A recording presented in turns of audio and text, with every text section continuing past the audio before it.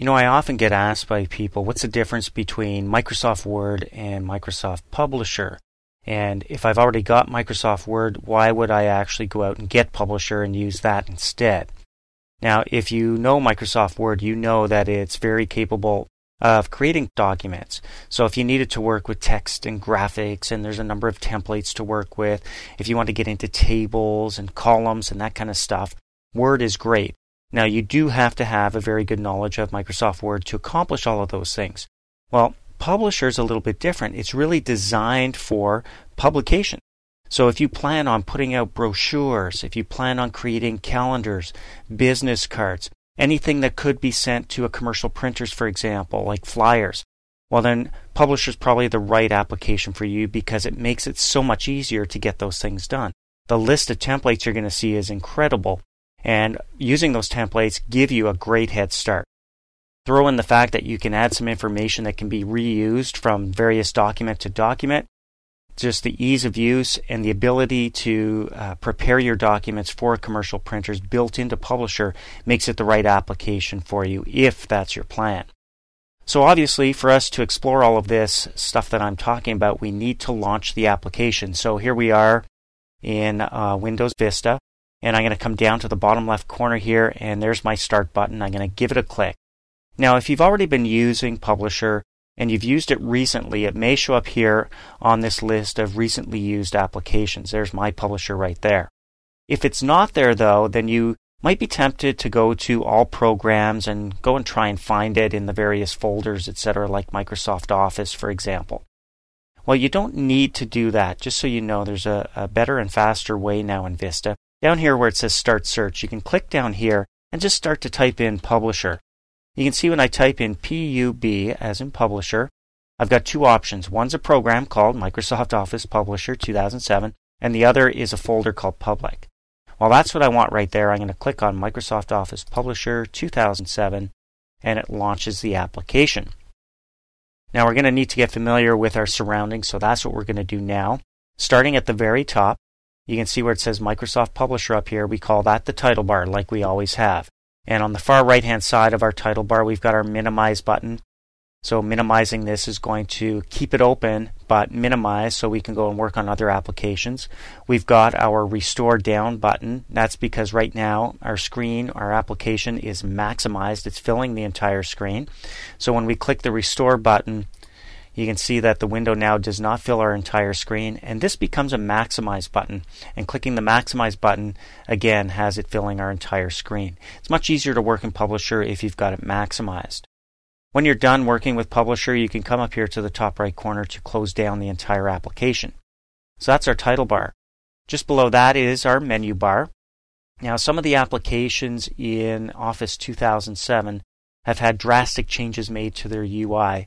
Publisher is not one of them. They couldn't invest all of their time and effort in every single application, so Publisher, you'll notice, is very familiar if you've used it in the past. We still have a menu bar here with File, Edit, View, all the way across to Help. Now on the far right of our menu bar, you can see I can also come in here to type a help question. So I can just type in a question and it's going to go through the help files and give me related answers. The File menu, if I click on it, has a drop-down menu that includes a number of file commands, like creating a new file, opening files, importing. And you can see some of these that aren't available yet, like saving and printing and so on, because I don't have an actual document or file open on my screen yet. As I move across to Edit, these are the Edit commands. Then I've got View commands.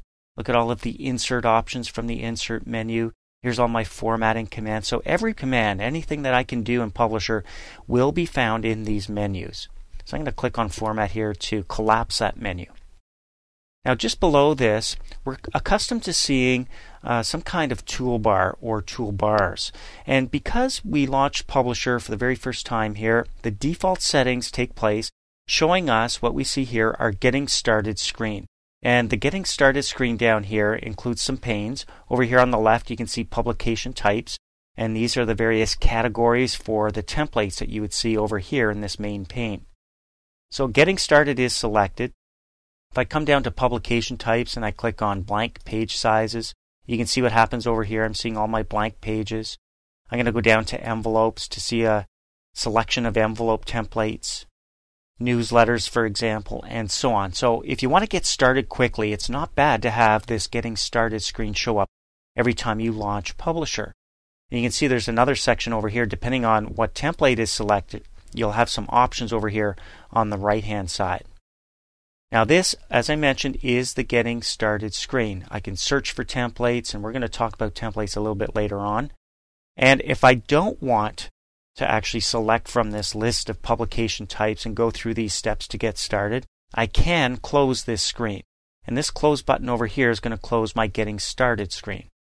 So this is probably what you're used to seeing in the past when you would launch Microsoft Publisher, a new blank publication. And of course, we can get Getting Started back on the screen. We'll talk about that later too.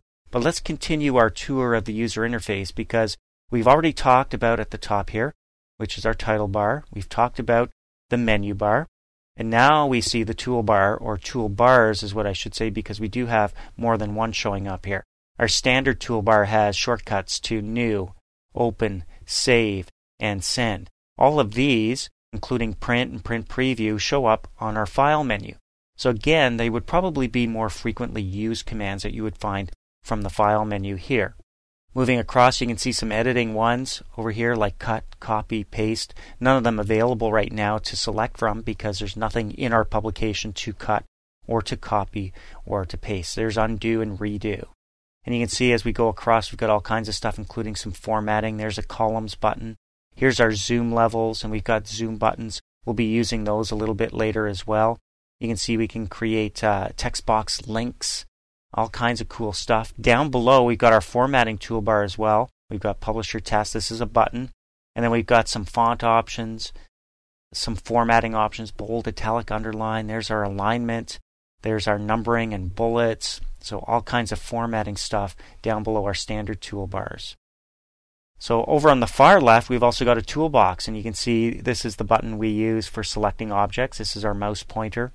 Here's a text box. Here's where we go to insert tables. We've got word art, and if you've used Microsoft Word, it's the exact same thing. Here's where we go to insert pictures, draw lines, shapes, and so on. So we call that the toolbox. Then we've got our pane over here for format publication, and you can see we've got page options, color schemes, font schemes. Publisher's doing a really good job at putting everything you might need in a publication at your fingertips, so you don't have to go searching through all of the menus. Across the top and down the left-hand side, we've also got rulers. So we can use the rulers to line things up, to measure shapes and boxes to exact measurements. You can see as I move my mouse that I see where I am on the ruler, both horizontally across the top and down the left-hand side as well. So this is great for alignment. I can also use guides that we'll talk about later. You can see when I move into a ruler, I can click and drag to create a guide, either a horizontal or a vertical one, by coming over here on the left-hand side. I've also got scroll bars over here for scrolling up and down through the pages in my documents. So if I need to scroll up and down through multiple pages, I can use the scroll bar. And I've also got one down at the bottom in case my publication is too wide to fit on one screen. So if I'm going in landscape mode, for example, where the page is turned sideways and I'm zoomed in to a high level, I may need this scroll bar here to scroll left to right. We also have a status bar down at the bottom. We're going to start to see pieces of information show up down here as we work on publications, such as the pages, so we can flip from one page to another quickly down here as we insert pages. You can see my object position as well down here, and we've also got a little button for object size. So when we start creating objects and start placing things on our page, we're going to see information down below. And already you can see as I move my mouse pointer on the page, I'm getting a position information down below on the status bar. So that covers getting started, the application launched, and then a quick tour of the user interface. Obviously, as we start to go through the various lessons in this title, you're going to get even more familiar with all of the various tools and features of Publisher 2007.